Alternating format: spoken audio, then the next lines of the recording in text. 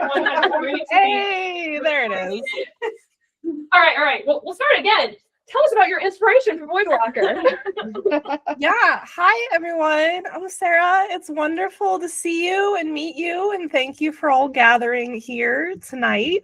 My inspiration for Voidwalkers. Also, I don't know if you can hear like the catastrophe that's happening on my roof, but they're like working on my roof right now. Cool. I'll just live with that, and you can live in blissful ignorance. So Voidwalker is my second book, and it's very different from my first book. I don't know if anyone has also read The Phoenix Keeper, which is a cozy, cute fantasy about a magical zoo. And then I went to my editors and I was like, I know that this is what you like paid me for, but how do you feel about monster fucking? Are you cool with that? And like, there's always a pause on the phone, right? There's a moment where they're kind of like processing and they're like, yeah, we can do that. We can make this work.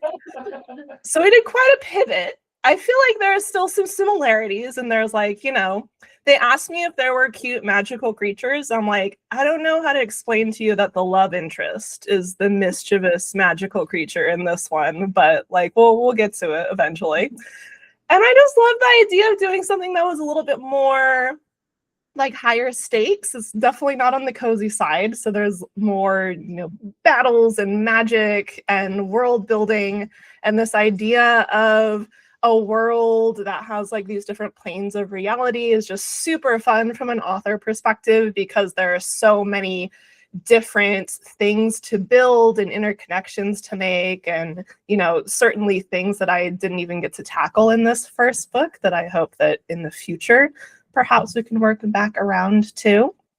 And just having a really sassy character like Fee and a super pathetic immortal monster like Antal was my favorite aspect about this book.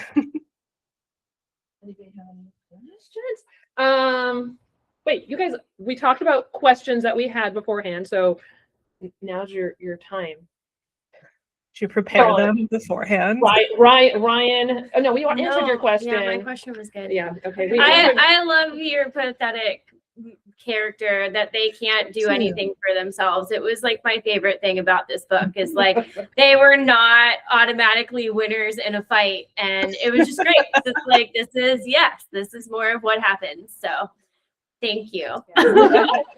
My mom thinks that we're too hard on him. Like she came to one of my book events and I was talking about how pathetic Antal is, and afterwards she like pulled me aside. She's like, why are you so mean? Why are you always talking about him like this? And I'm like, no, it's like affectionate. He's pathetic. This is what the people are here for. It's okay. Like, we love him. Yeah, he's like a big giant nerd. Yes. He is, yeah. Wants to build and fix stuff. Yeah. Okay, I have a question for you. I really loved the queer elements of the book, and especially that like it turned out that both of the main characters are pretty much bisexual is how I interpret it.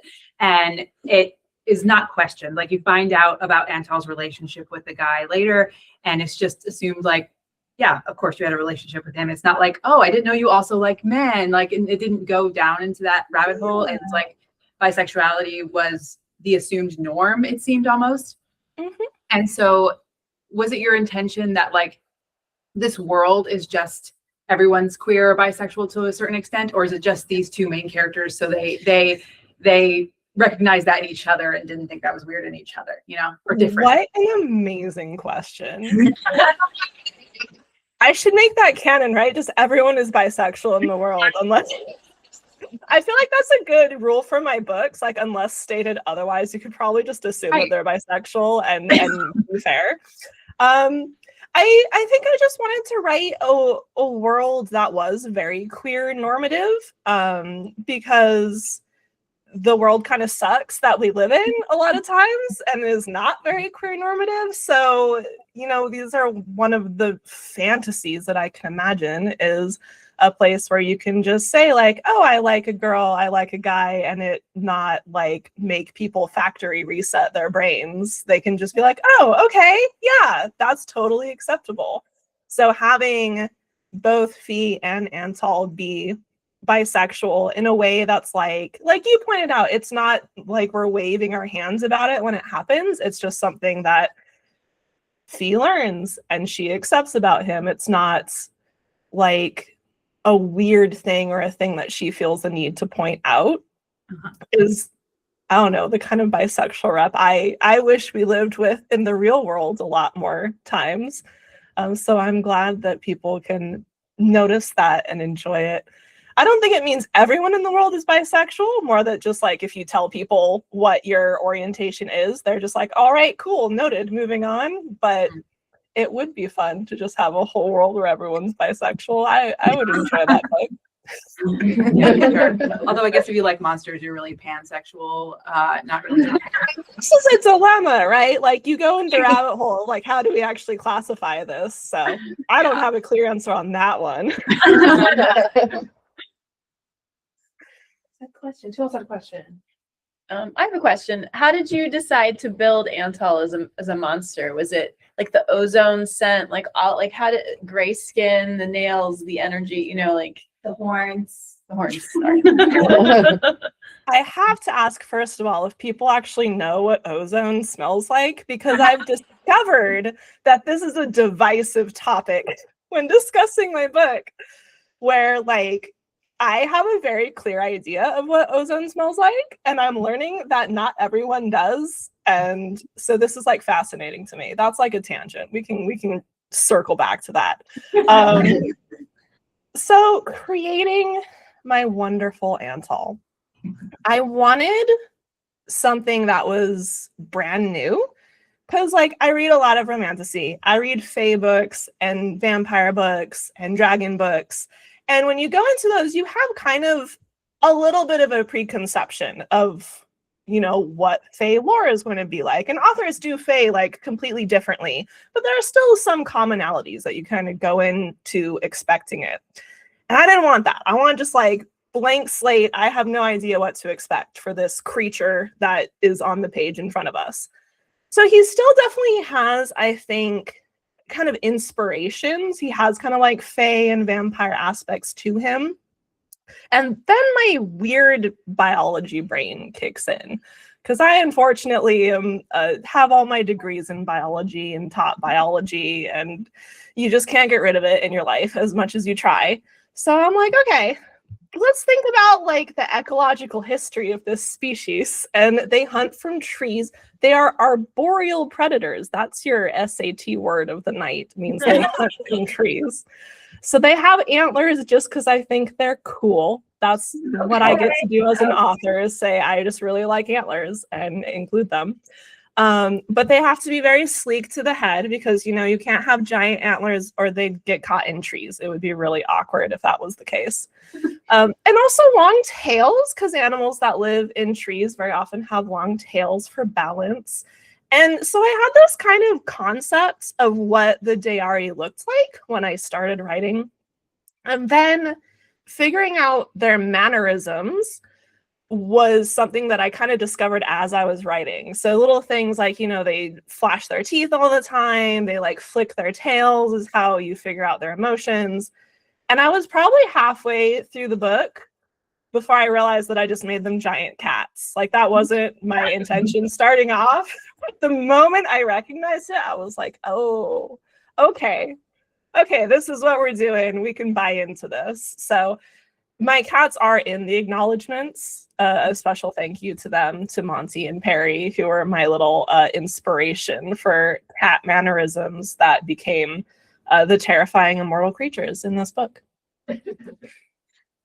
So circle back to ozone. What Yeah. how Yes. does that Yes. smell like to you? So to me, ozone is a pleasant smell. I think that's the first thing to clarify, because some people I found do not like the smell of ozone, which is fair. And it's like I associate it with this smell after a lightning storm or like after a lightning strike. And it's so hard to describe what it's like if you don't have this like image already. It kind of like crisp but musty. It has kind of like a petrichor aspect to it. And I think that if it's like too strong, it's unpleasant. Also, from a scientific perspective, I feel the need to point out that you should never smell ozone. Ozone is very bad for you to breathe in real life. So don't go like seeking it out. And like usually we associate ozone with air pollution, but like that's like too much ozone is bad. But just like a little whiff has got that kind of like, everything in moderation. But I think that works too, right? Because it's, a kind of otherworldly smell is also what I was going for. So I can claim that was my master plan, right? Is choosing a smell that a lot of people are confused by. And like, yes, that was intentional all along, for sure. How did you decide to bless us with this picture?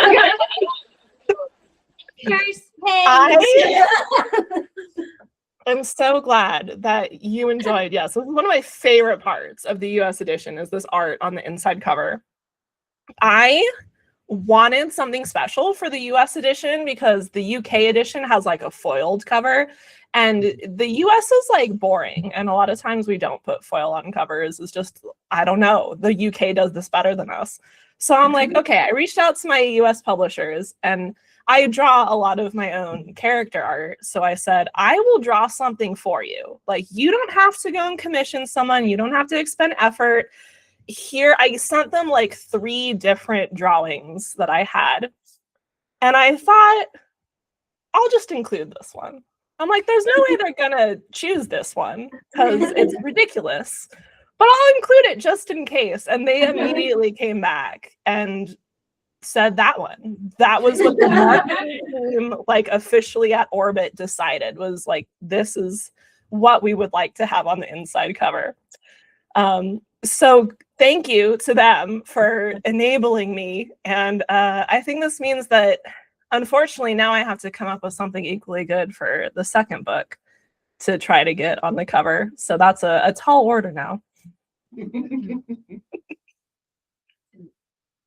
Any other questions? Or do you want to tell us a little bit without giving away too much what we can look forward to in the second book without spoilers? Ooh, yeah. So my second book is Sun Splitter.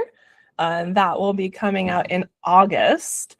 And I would say that Voidwalker is a very Fee-focused book, right? We really look into kind of her past with Astrid, and we spend most of our time on the Winter Plane, which is where Fee is from.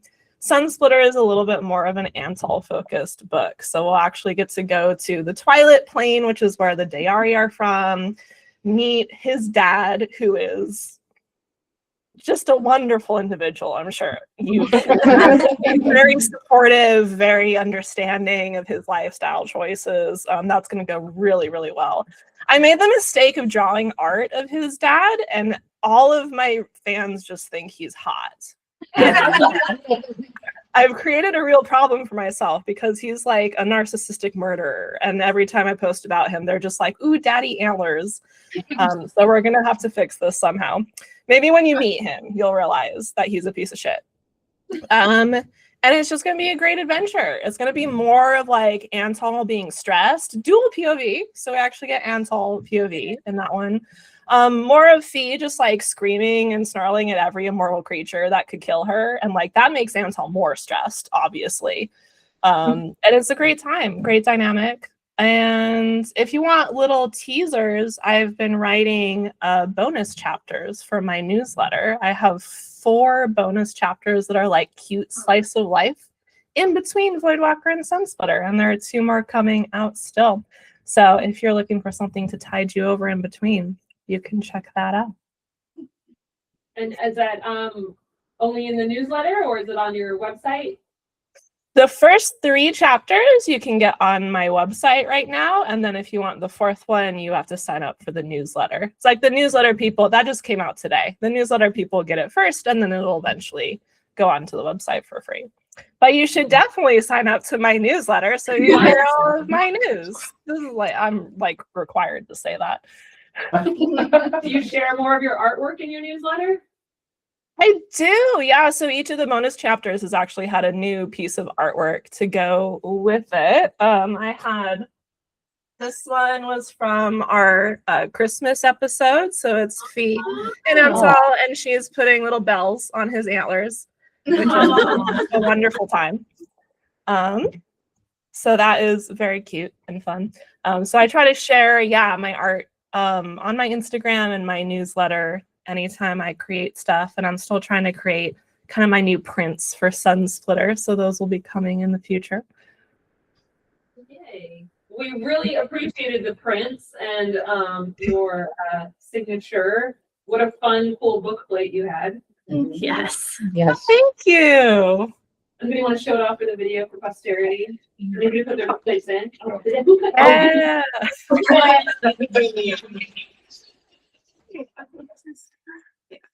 It's all different. Voidy, slashy. Yeah, there we go. I like it. Are we gonna see any more of Astrid? We want an Astrid Yes. and whatever that monster Yes. thing is story. Yeah. Everyone wants on. I think that's what my editor wants too. She's just like, when Astrid book. So not in Sun Splitter. I have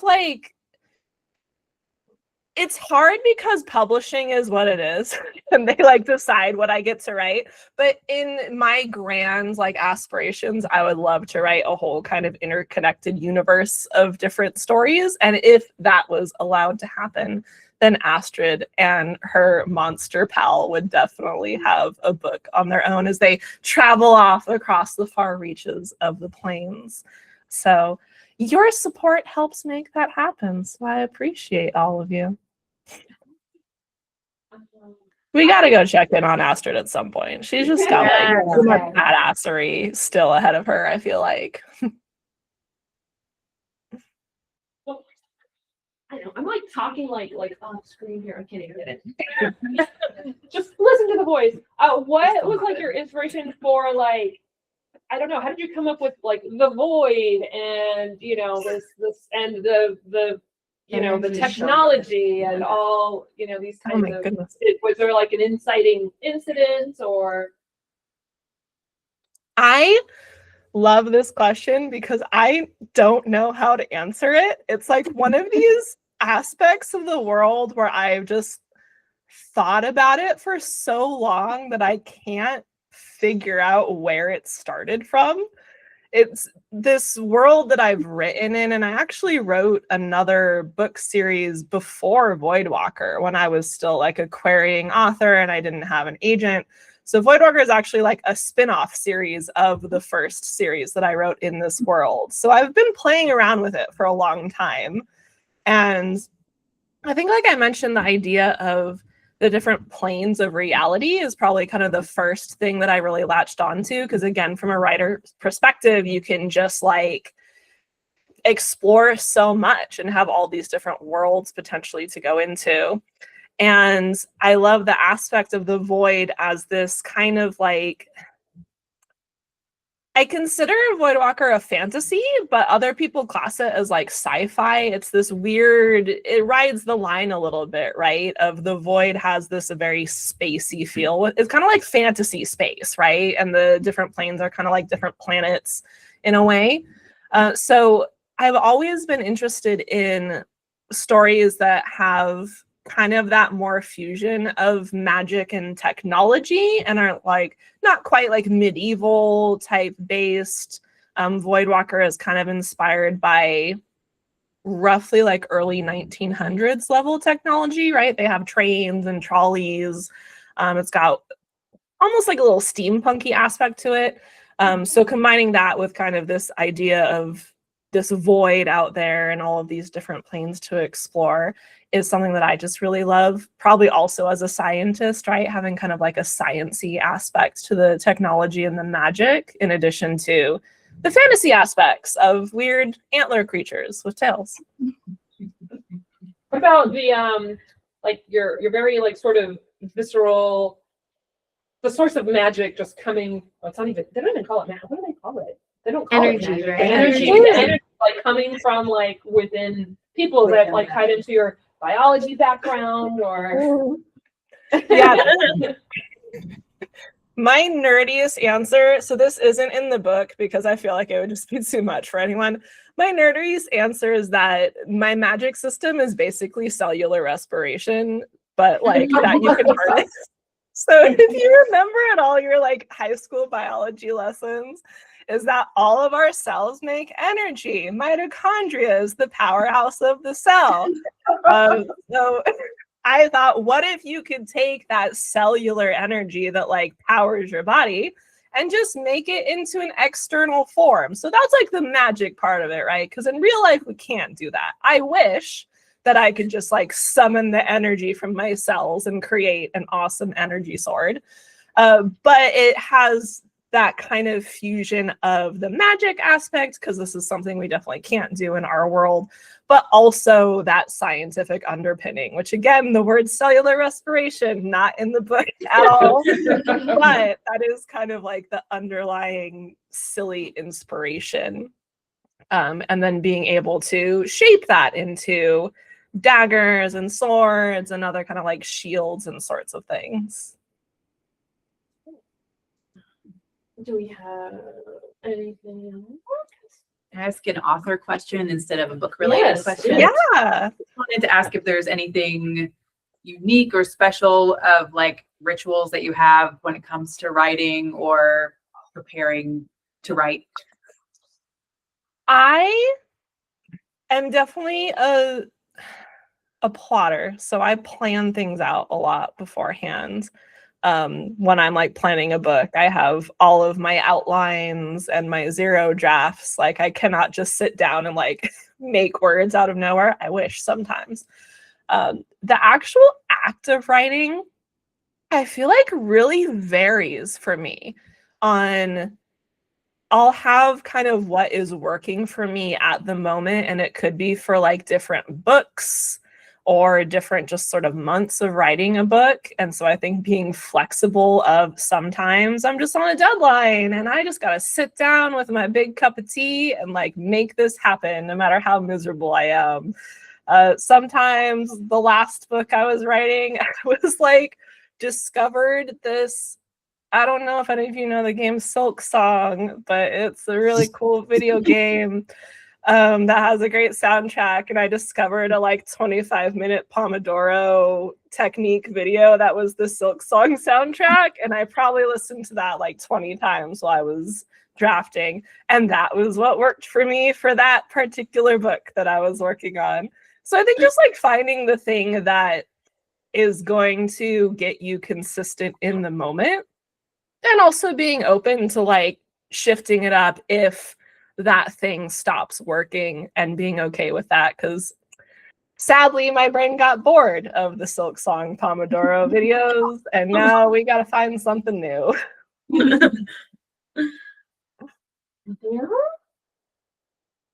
Do you have for book 2, or do you already have like book tour plans?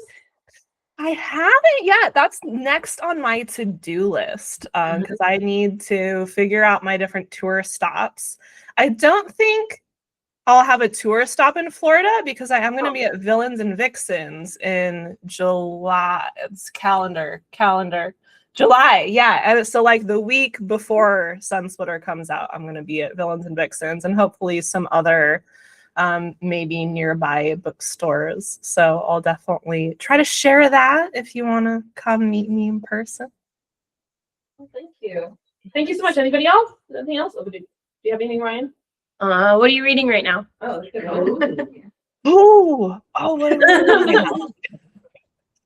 I am reading L.J. Andrews, the new Viking series, because I get to talk to her in conversation in March, and I haven't read that series yet, so I have to read that. That's very exciting. I recently read a really great arc, which was Letters from the Last Apothecary. It's not out yet, but it's like a cozy mystery apothecary academic book, which was really, really nice. Panic going down all of the books that I've read recently. And Queen Crowned in Flames, sequel to Fate Forged in Fire by Hazel McBride, Dragons and Angry Ladies. That was very, very good sequel. Made me very stressed constantly. Made me very angry at the author at a couple points, but then it works out in the end, so it's okay. we worked back around. Well, thank you. All right, let me do this again so you can see everybody since people got to hide. Yeah. Daniel, he was very, very excited. He came up. We had another book club. When was it? Monday. That was Monday. We had a Dungeon Crawler Carl book club, and Daniel was just like, gushed This has been about. my favorite book I've read all year. Oh my gosh, thank you. Oh, that's such high praise. It's only February, but we read a lot. We read a lot. We do. We have 4 book clubs in this one. Okay. And I'm in all the book clubs. I'm Jen. I read way too much, and I thoroughly enjoyed this book. So Well, thank you. Hi, everybody. Thank you so much. Thank you. Thank you for reading and for having me. Thank Thank so you for much. organizing this. Yeah, and getting your Oh, thank fancy you for like offering. conference set up here. Very Thank you impressed. for offering to meet with us. That was really lovely. Thank you so much. Yeah. We look forward to book 2. Yes. Absolutely. And we'll try not to find Antel's dad too hot, but it's your fault. Yeah. I've just given up at this point, right? Like it's out of my hands. It's out of my control. I've lost it. You know, now he needs a villain story. You know, like the villain arc, like you know. He's misunderstood. He's not misunderstood, but he's understood pretty well, actually. Just unfortunately is also hot. Yeah, that's the downside of the hot villain. Yeah, they don't have to be mutually exclusive. Can be Thank true. you so much. Thanks for joining us, and Thank I'll you. probably post this somewhere. I don't know where, but I'll let you know. Perfect. Figure it out. All right. Bye. Bye. Bye.